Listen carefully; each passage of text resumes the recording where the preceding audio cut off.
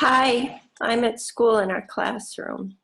I'm here because I have a special request I'm honoring from two of our oldest girls who really wanted to hear Cinderella from the beautifully illustrated book that I have here in my closet. And I found it. I'm going to read it here today for those of you who love the fairy tale as much as I do.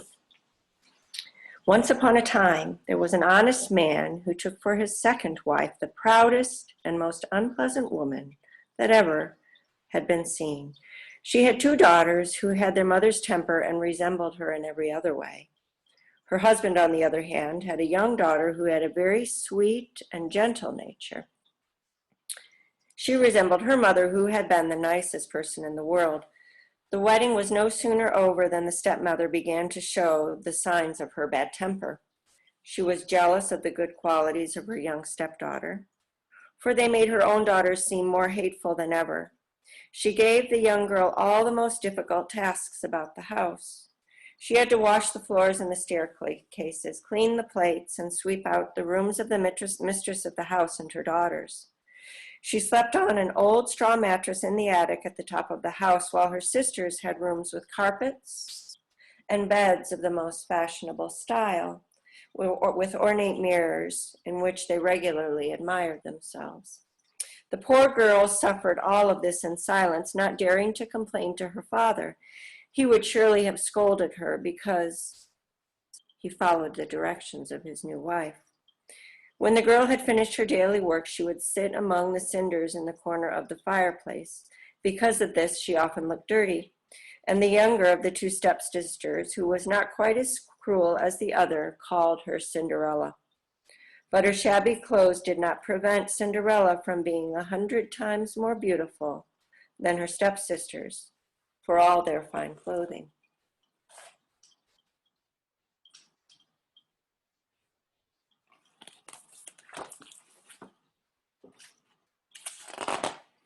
It happened that the king's son was going to a great ball, and he invited all the young ladies in the kingdom to attend so that he might choose one as his future bride. But he did not invite Cinderella because he had never seen or heard of her. When the two stepsisters received their invitations to the prince's ball, they were very proud and happy and spent all of their time deciding what clothes would be most flattering to them and how they should style their hair. And all this activity meant more trouble for Cinderella, for she had to iron their fine linens and press their ruffles and laces. The stepsisters could talk of nothing else but the ball.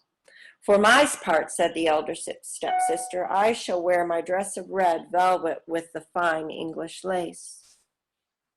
I have only my everyday silk petticoat, said the younger, but to make up for it, I shall wear my cloak with golden flowers and my necklace of diamonds, which is quite fine. They called for Cinderella and asked for her advice too, for she had very good taste. Cinderella gave them the best possible suggestions and even offered to fix their hair, to which they gladly agreed. While she was combing their hair, they said, Cinderella, don't you wish that you were going to the ball? Ah, but you fine young ladies are laughing at me. That would surely be no place for a plain girl like me, Cinderella said. That is very true, the stepsister said. People would laugh to see a dirty cinder maiden in the ballroom. Anyone else but Cinderella would have messed up their hair, but she was good-natured, and she fixed it even and smooth and made it as pretty as she could. The stepsisters were so excited that they broke more than a dozen laces by drawing them too tight to make their waists appear more slender, and they constantly stood looking at themselves in front of the mirror.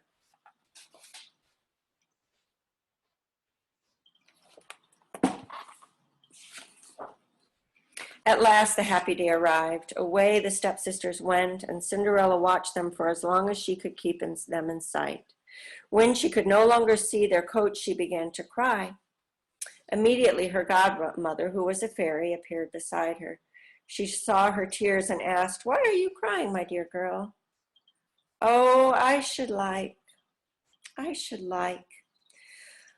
She was crying so bitterly that she could not finish the sentence. Would you like to go to the ball? Asked her fairy godmother. Yes, said Cinderella, sighing. Well, well, said her godmother, promise to be a good girl and I will arrange for you to go." Then she led Cinderella outside and said, "Go into the garden and bring me the largest pumpkin you can find." Cinderella went at once and picked the largest pumpkin that she could find, wondering how a pumpkin could ever get her to the ball. Her godmother scooped it out, and when only the rind was left, she struck it with her wand. Instantly, the pumpkin changed into a beautiful coach lined with rose-colored satin. Then she asked Cinderella to fetch the mousetrap from the pantry. Inside there were 6 mice, all still alive. The fairy godmother opened the wire door, and as each mouse came out, she gave it a tap with her wand and changed it into a fine horse, so that there was a team of 6 dappled gray mouse horses. "But what shall I do for a coachman, Cinderella?" she asked. "I will go see if there is a rat in the rat trap," said Cinderella. "We could make a coachman of him."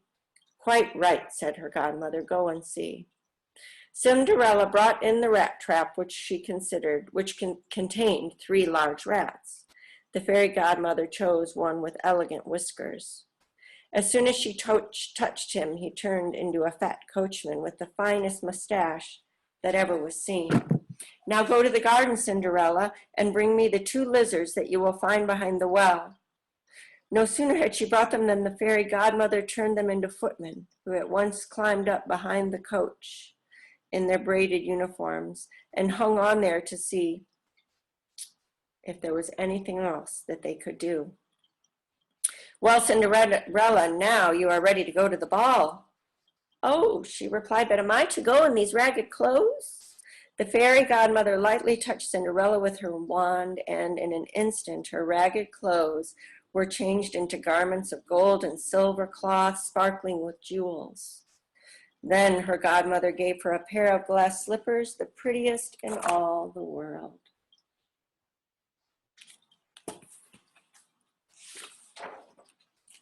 Look at this beautiful illustration, guys.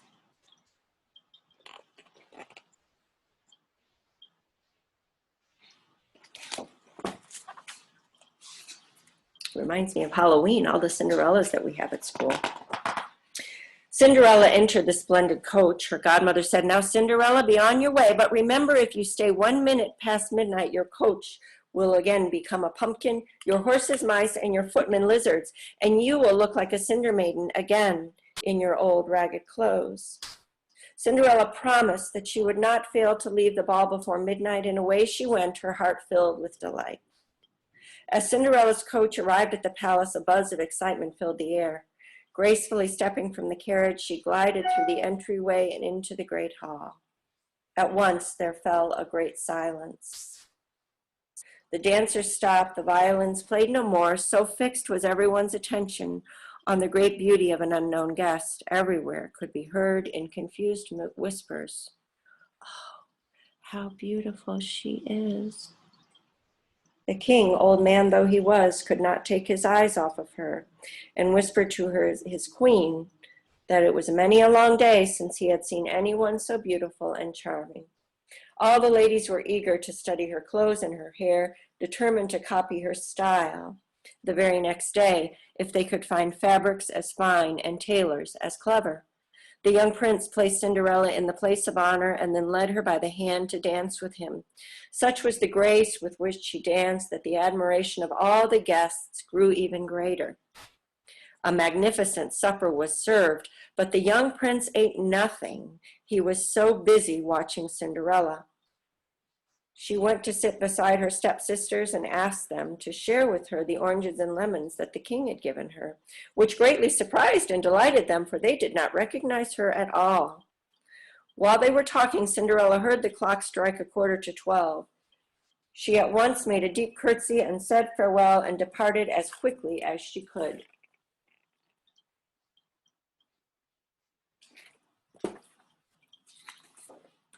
When Cinderella arrived home, she found her fairy godmother waiting for her. Cinderella thanked her for all she had done and asked if she could attend the ball again the next day, as the king's son had invited her. While she was busy telling her godmother all that had happened, her 2 stepsisters knocked on the door. The fairy godmother vanished, and Cinderella let them in. "What a long time you have been away this evening," Cinderella said, rubbing her eyes and stretching as if she had only just awakened.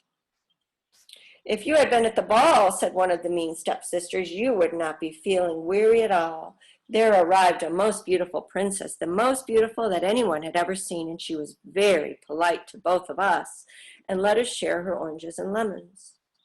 Cinderella was overjoyed. She asked them the name of the princess, but they replied they did not know it, and the king's son was so in love that he would give anything in the world to know who she was. Cinderella smiled and said she must have been beautiful indeed.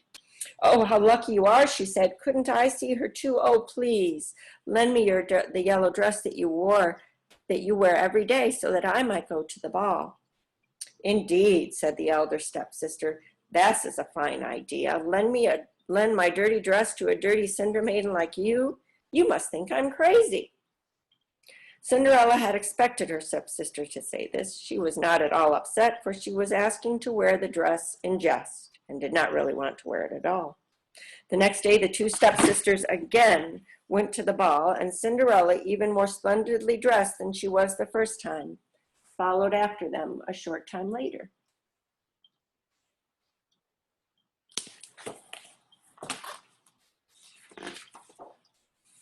All night long, the king's son stayed close by her and paid her endless compliments. The young girl was overjoyed herself, so much that she completely forgot her fairy godmother's warnings, and when the first stroke of midnight fell upon her ears, she thought it was not more than 11 o'clock. She rose and fled as nimbly as a fawn. The prince followed her, but could not catch her. As she ran, she lost one of her glass slippers, and the prince picked it up with tender care. When Cinderella arrived home, she was out of breath, without coach or footman, and in her old shabby dress. Nothing remained of her splendid clothes except one of the little glass slippers, the mate to the one that she had lost. The prince asked the guards at the palace gate if they had seen a princess go out, but they said they had seen no one except a young girl in ragged clothes who looked more like a peasant than a young girl. When the two stepsisters returned from the ball, Cinderella asked them if they had enjoyed themselves and if the beautiful lady had been there again. They told her that she had, but fled away at midnight, and in such haste that she had lost one of her little glass slippers. They told her that the king's son picked it up and did nothing but gaze at it for the rest of the ball, and that most certainly he was deeply in love with its beautiful owner.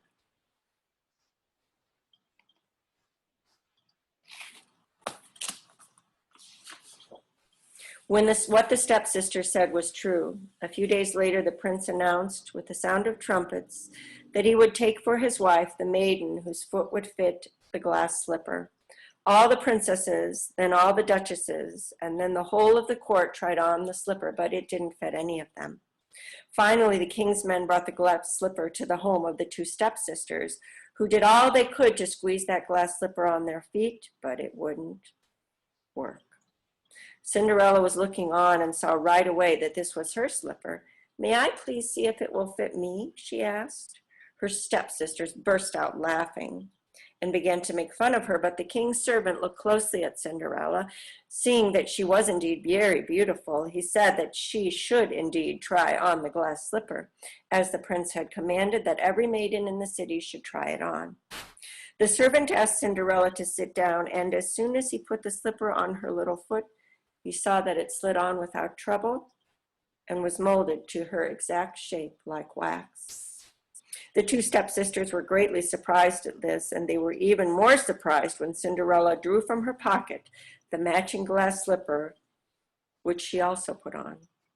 At that very moment, the fairy godmother appeared. She gave a tap with her wand to Cinderella's clothes and changed them into a dress even more splendid than any of the others. The two stepsisters now recognized her as the beautiful person they had seen at the ball, and they threw themselves at her feet, begging her forgiveness for all their cruelty toward her. Cinderella raised them up and embraced them, saying that she forgave them with all her heart and asking that they love her well from that day forward. Cinderella was taken to the palace of the young prince, dressed as she was in her fine new clothes. He found her more beautiful than ever, and a few days later they were married. Cinderella, who was as good as she was beautiful, invited her stepsisters to live in the palace with her and married them to the very same day to two noble gentlemen of the court.